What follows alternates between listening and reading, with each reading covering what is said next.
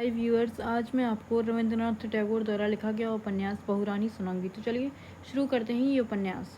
एक विवाह, यदि तू इस तरह रोती रही, कहते कहते वसंत राय स्वयं रो पड़े। वसंत राय ने जब देखा कि कोई भी कुछ बोल नहीं रहा, तब वे व्याकुल हो उठे और अपने सितार की खूंटियां उमेट कर बड़े जोर से बजाने लगी। लेकिन विवाह की आंखों से आंसू देखकर उनके सितार बजाने में बाधा पड़ने लगी। उनकी आंखों के आगे अंधेरा छा गया। वसंत राय को विवाह और वहां उपस्थित सबको डांटने फटकारने की इच्छा होने लगी, लेकिन वे कुछ भी कह नहीं पाए।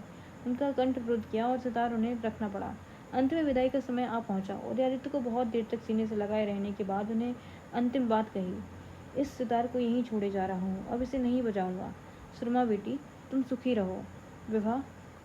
लेकिन वे इस बात को पूरी नहीं कर सके और मौन होकर आंसू पोंछते हुए पालकी में बैठ गए। मंगला का झोपड़ा यशोहर नगर के किनारे पर था। वहां बैठी वह माला जप रही थी। इतने में साग सब्जी की डलिया लिए राजमहल की दासी मातंगिनी आ पहुंची। उसने बात बनाते हुए कहा, आज हाट बाजार को आई थी, सोचा बहुत दिनों से मंगला दीदी को देखा नहीं, तो चलो मिलती चलो। वैसे आज ढेर सारा काम है, ज्यादा देर बैठ ना पाऊंगी। यह कहकर उसने डलिया रख दी और निश्चिंत होकर बैठ गई। फिर बोली, दीदी तुम तो सब जानती ही हो, वह मुझे कितना चाहता है। मुआ चाहता तो अब भी है, लेकिन अब उसका मन किसी और पर आ गया है। मुझे सब पता चल गया है। तो ऐसा करो न कि दीदी की उस दुष्टा को 3 रात के अंदर मौत खा जाए। मंगला के पास गाय खोने से लेकर पति हिराने तक सभी प्रकार के संकटों की दवा मिलती है। इनके सिवा वह वशीकरण का एक ऐसा मंत्र जानती है कि राजमहल के कितने ही बड़े बड़े नौकर चाकर उसके झोपड़े पर धरना दिए पड़े रहते हैं। मातंगिनी 3 रात के अंदर जिस दुष्टा की मौत चाह रही है, वह और कोई नहीं, स्वयं मंगला ही है। मंगला मुस्कुराई और मन ही मन बोली, जिस सौत के मरने की तुम्हें इतनी जल्दी पड़ी है, वह यमराज का ढेर सारा काम बढ़ा कर ही मरेगी, अभी बिल्कुल नहीं। फिर उसने मातंगिनी से मुस्कुराकर कहा, तुझ जैसी रूपसी को छोड़कर दूसरे पर मन लगाए क्या वह ऐसा दीवाना है? पर तू चिंता मत कर मेरी मुन्नी, उसे तू फिर अपने वश में कर लेगी। दवा तो तुम्हारी आंखों में ही है, जरा खुराक बढ़ाकर देखो।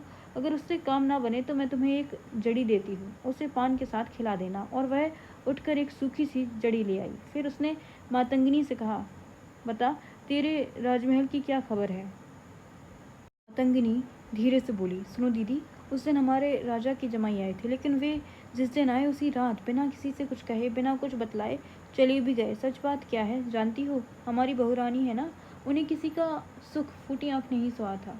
जाने क्या मंत्र जानती हैं कि पति को भेड़ा बना रखा है उन्होंने। लेकिन ना बाबा, अब ना कहूँगी। कोई सुन लेगा तो कहेगा कि मातंगिनी राजमहल की बातें बाहर निकालती है। मंगला मातंगिनी को समझाकर उत्साहित करते हुए बोली, यहाँ दूसरा है ही कौन? बात तो तेरे और मेरे बीच ही रही है, इसमें दोष और भय की क्या? हाँ, तो तेरी बहुरानी ने क्या किया? उन्होंने हमारी बिटिया रानी के खिलाफ जमाई राजा के आगे ना जाने क्या जड़ दिया। ऐसे कान भरे बहना कि जमाई राजा रातों रात चले गए। बिटिया रानी बेचारी रोते रोते हलकान हो गई। महाराज ने सुना तो बहुत खफा हुए। वे बहुरानी को श्रीपुर अपने पिता के घर भेजने को आमादा हो गए हैं। राजमहल के प्रत्येक दास दासी का यह दावा था कि रामचंद्र राय के पलायन का वास्तविक कारण उसे सही सही मालूम है, लेकिन मजा यह है कि किसी को एक की बात दूसरे से नहीं मिलती। मंगला ने कहा, तुम अपनी महारानी से कहना कि बहुरानी को पिता के घर भेजने की कोई जरूरत नहीं। मंगला ऐसी दवाई दे सकती है जिससे राजकुमार का मन उनकी ओर हमेशा के लिए फिर जाएगा। यह कहकर मंगला खिलखिलाकर हंसने लगी। मातंगी ने कहा, यह तो बहुत अच्छी बात है, जरूर कहूँगी। फिर मंगला ने पूछा, क्या युवराज तुम्हारी बहुरानी को बहुत ज्यादा चाहते हैं? अब तुमसे क्या कहूँ युवराज, उन्हें इतना चाहते हैं कि एक क्षण भी उन्हें देखे बिना नहीं रह सकते। तो कहकर पुकारते ही युवराज दुम हिलाते हुए आ पहुँचते हैं। अच्छी बात है, मैं दवा दूंगी। क्या दिन के समय भी युवराज उन्हीं के पास रहते हैं? हाँ। मंगला कह उठी, हाय हाय, कितनी शर्म की बात है। अच्छा, वे युवराज से क्या कहती हैं और क्या करती हैं, कुछ पता है? नहीं बहन, सो तो मुझे कुछ नहीं मालूम। मुझे एक बार महल में ले जा सको तो मैं चलकर देखाऊं कि क्या बात है। मातंगिनी ने कहा, क्यों बहन, पराई पीठ से तुम्हारी आंख क्यों फूटती है? तुम्हें इतना सिरदर्द क्यों? अल्लाह ने कहा, बताया ना, चलकर एक बार देख लूं, तभी तो जान सकूंगी कि किस मंत्र से उन्होंने युवराज को वश में कर रखा है और मेरा मंत्र चल भी सकेगा या नहीं। मातंगिनी जाते हुए बोली, तो अच्छी बात है, अब आज चल रही हूँ। वह डलिया उठाकर चल दी। मातंगिनी के जाने के बाद मंगला फुकफुकारने लगी, आंखें फाड़े और दांत किटकिटाते हुए वह न जाने क्या क्या बड़बड़ाती रही। वसंत राय चले गए। उस समय संध्या उतर रही थी। विवाह राजमहल की छत पर चढ़ गई। वहां से उन्होंने देखा दादा साहब की पालकी चली जा रही है। उन्होंने एक बार पालकी से सिर निकाला और पीछे मुड़कर महल की ओर देखा।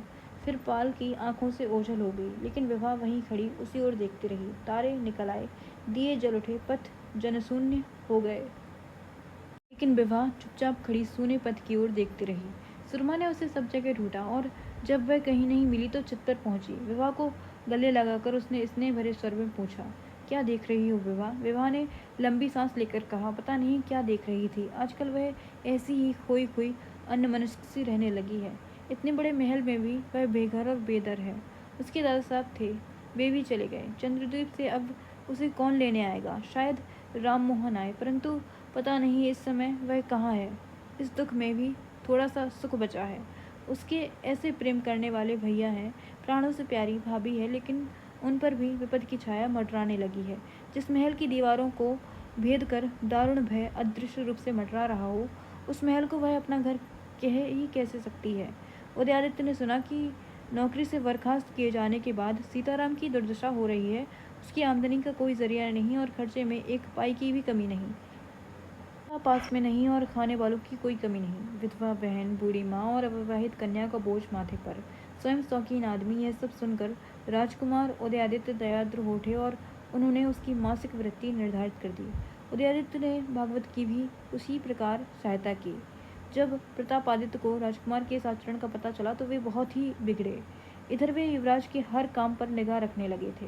उन्हें बुलाकर राजा ने डांटते हुए कहा, क्या तुम ऐसा समझते हो कि मैंने सीताराम और भागवत को खजाने में पैसा न होने के कारण बर्खास्त किया है? नहीं महाराज, मैं ऐसा नहीं सोचता। फिर तुमने उनकी सहायता क्यों की?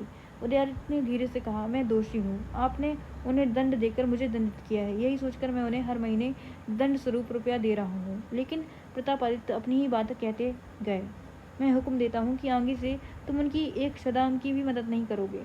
उदयादित्य ने हाथ जोड़कर कहा, पिताजी, यह तो मुझे और भी कड़ा दंड दिया जा रहा है। मैंने भला ऐसा कौन सा अपराध किया है कि मेरे कारण उन लोगों को भूखा मरना पड़ रहा है? मेरा जो कुछ है वह सब आपकी ही कृपा का प्रसाद है। आपकी कृपा से मेरी थाली में अन्न का अभाव नहीं, पर उन लोगों को मेरे ही कारण अन्न से वंचित रहकर मारे मारे फिरना पड़ रहा है। अब जब उदयादित्य अपनी पूरी बात कर चुके तो राजा बोले, सुनो उदय, अब तुम मेरी बात सुनो।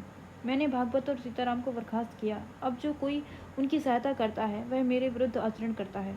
उदयादित्य चुपचाप सुरमा के पास लौट आए और उन्होंने उसे सारा किस्सा कह सुनाया। तब बोले, सीताराम की माँ भूखी पड़ी है, बच्चों को दूध नहीं मिलता, पिता की भय से उन्हें कोई नौकरी नहीं देता। यदि मैं भी विमुख हो जाऊं तो संसार में उनका सहायक है ही कौन? सहायता मैं अवश्य करूंगा। परिणाम का मुझे जरा भी है नहीं, लेकिन पिताजी को नाराज भी नहीं करना चाहता, इसलिए गुप्त रूप से मदद करने की कोई तरकीब सोचनी होगी। सुरमा सुरमा ने उन्हें दिलासा देते हुए कहा, आप चिंता न कीजिए, मैं सारी व्यवस्था कर दूंगी, आप सब मुझ पर छोड़ दीजिए। सुरमा ने अपनी एक विश्वस्त दासी के हाथ सीताराम की माँ और भगवत की स्त्री के पास सहायता भेजने का बंदोबस्त कर दिया। दासी विश्वस्त थी, लेकिन मंगला से कहने से उसे कोई हर्ज नहीं दिखाई पड़ा। मंगला से यह बात रानी को मालूम हो गई। इस गुप्त सहायता की बात मालूम होने पर राजा ने अंतापुर में आदेश दे दिया कि सुरमा को अपने पिता के घर जाना होगा। उदयादित्य ने तो छाती कड़ी कर ली थी, लेकिन विवाह रोती हुई भाभी के गले से लिपट गई और बोली, तुम चली जाओगी तो मैं इस शमशानपुरी में कैसे रहूंगी? सुरमा ने विवाह की ठुड्डी पकड़कर उसका मुंह चूमते हुए कहा, मैं जाऊंगी क्यों, मेरा तो सर्वस्व यही है। बात यही थी कि प्रतापादित्य का आदेश सुनते ही सुरमा ने साफ साफ कह दिया था कि मैं तो पिता के घर जाने का कोई कारण नहीं देखती, वहाँ से मुझे कोई बुलाने नहीं आया।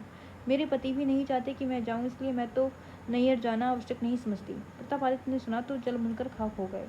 बहुत सोचने पर भी उन्हें कोई रास्ता नहीं दिखाई दिया। सुरमा को घर से जबरदस्ती तो निकाला नहीं जा सकता था, अंतापुर में बल प्रयोग कैसे करते?